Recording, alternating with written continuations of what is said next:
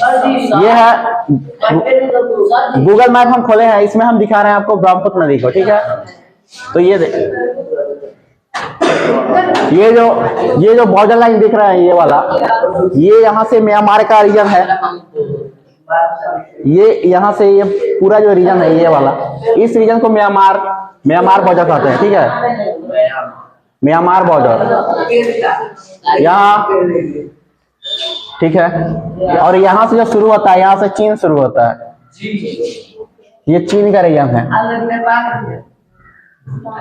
तो ये भूटान हो गया, फिर ये बीच में ये चीन हो गया, फिर यहाँ से नेपाल हो गया। तो देखिए यहाँ जो आ रही है नदी, यहाँ से एक नदी गुजरती है। यहाँ एक पर्वत है नामचा बरवा पर्वत, नामचा बरवा। उस पर्वत के पास, यानी यहाँ पे पास में एक पर्वत है, उस पर्वत के पास जैसे ही यहाँ से नदी आती है मानसरोवर झील से, यानी कि सिंधु नदी मानसरोवर झील से निकलती है और ब्रह्मपुत्र नदी भी मानसरोवर झील से, यानी कि यहाँ की दूरी से इधर कैलाश पर्वत के पास ये निकलती हुई ऐसे ऐसे आती हुई यहाँ आती है। और ये नामचा पर्वत के पास बिल्कुल यू टर्न लेती है। यू का मतलब ऐसे जा रही थी लेकिन ऐसे घूम गए, यानी कि यहाँ से ऐसे जा रही थी सीधे लेकिन इस तरफ घूम गए। और यहाँ ऊंचाई से, पहाड़ी क्षेत्रों से ये पूरा बर्फ से ढका हुआ है, यानी कि व्हाइट कलर का दिख रहा है ये सब बड़ा बर्फ है, और ग्रीन कलर का यानी कि मैदानी क्षेत्र दिख रहा है जहाँ पे हरियाली है और थोड़ी सी, और ये पानी कलर दिख रहा है, यानी कि ये सारा पानी है ब्लू कलर से, यानी ब्लू कलर से पानी का दिख रहा है। उसके बाद ये नदी ऐसी आती है, उसमें बहुत सारी छोटी छोटी दिहांग, बहुत सारी नदियां निकलती है।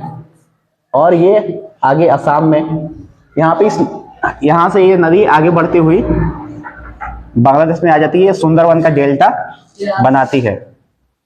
यहाँ पे दिक्कत ये है इस नदी में कि इस नदी में जब पहाड़ी क्षेत्रों से निकलती है तो इसमें कोई भी गाद नहीं होता है। गाद का मतलब कचरा जो देखते हैं ना कि पानी खराब हो गया है, जैसे नहर में हम लोग देखते हैं कि पानी खराब हो गया, उस प्रकार से पोखरा में, यानी कि पहाड़ी क्षेत्रों में कोई गाद नहीं होता है। लेकिन जैसे इस यहाँ के मैदानी क्षेत्रों में आती है, असम के घाटी के मैदान में, तो इसमें छोटी छोटी नदियां मिलने से इस नदी का पानी भी खराब हो जाता है, यानी कि धुंधला हो जाता है, दूषित हो जाता है, और इसमें गाद भर जाता है। तो गाद भरने से हो सकता है कि ये गाद चारों तरफ, यानी कहीं कहीं मार्ग में अवरोध पैदा कर देता है, जिस कारण इस नदी का मार्ग अवरुद्ध हो जाता है, यानी कि नदी अच्छी तरह से बह नहीं पाती है और इसमें बाढ़ की भी समस्या आ जाती है। और यहाँ पे एक द्वीप का निर्माण हो गया है। द्वीप उसे कहते हैं, यानी कि वैसा क्षेत्र, समुद्र का नहीं होता है, द्वीप उस किसी को भी बोल सकते हैं, वैसा क्षेत्र जिसके चारों तरफ पानी हो और बीच में स्थल हो, तो वैसे क्षेत्र को क्या बोलते हैं? द्वीप। तो इस नदी के बीच भी एक द्वीप बन गया है, कोई बात नहीं, चेक कर लेंगे। यानी कि इस नदी के बीच भी एक द्वीप है, उस द्वीप का नाम है माजुली द्वीप। वो यानी कि नदी, सवाल बनता है, हम तो जितना द्वीप पढ़े वो समुद्र के अंदर पढ़े हैं, नदी के अंदर कहीं भी द्वीप आप नहीं पढ़ोगे। नदी के अंदर कोई द्वीप है जिसपे लोग भी रहते हैं। यहाँ पे नदी के बीचों बीच एक द्वीप है जिसका नाम है माजुली।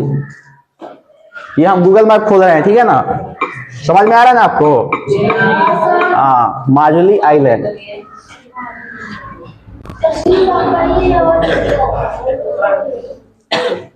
ये हो गया माजुली द्वीप, माजुली आइलैंड। यहाँ पे दिख रहा है,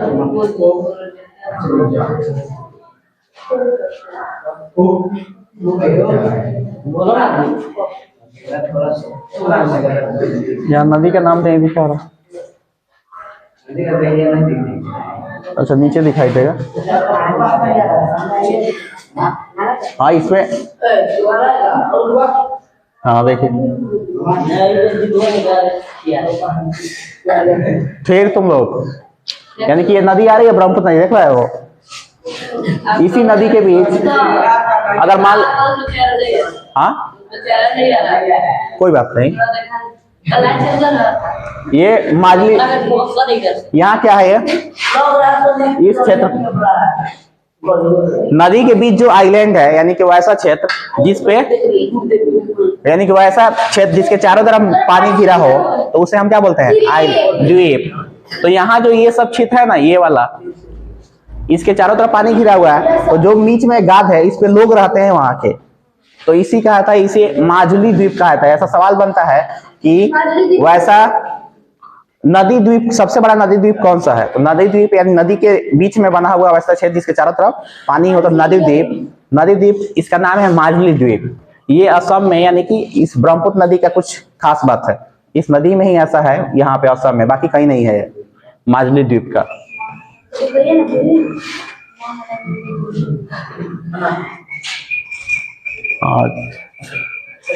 फिर कौन नहीं, सबको पीटेंगे तब। और सिटी पे जाना अच्छी बात नहीं है। नहीं, ये खोलो पे नहीं हो रहा। हाँ, किताब दे दीजिए, हम तो लिखवाते हैं, किताब दे दीजिए।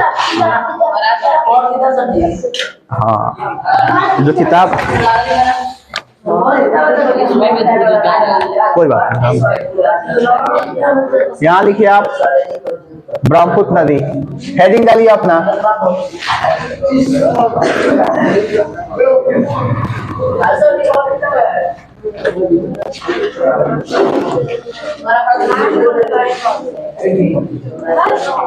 आपका हेडिंग हो गया ब्रह्मपुत्र नदी।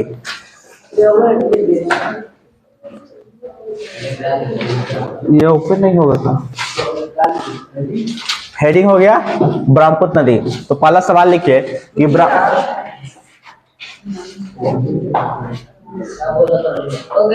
ब्रह्मपुत्र नदी का उद्गम स्थल कहाँ है? अच्छा, तुम्हारा पेन कहाँ है? तो ब्रह्मपुत्र नदी का उद्गम स्थल कहाँ है?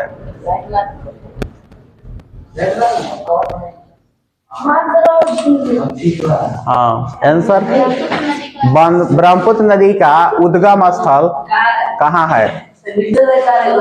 कहाँ है? मानसरोवर झील से।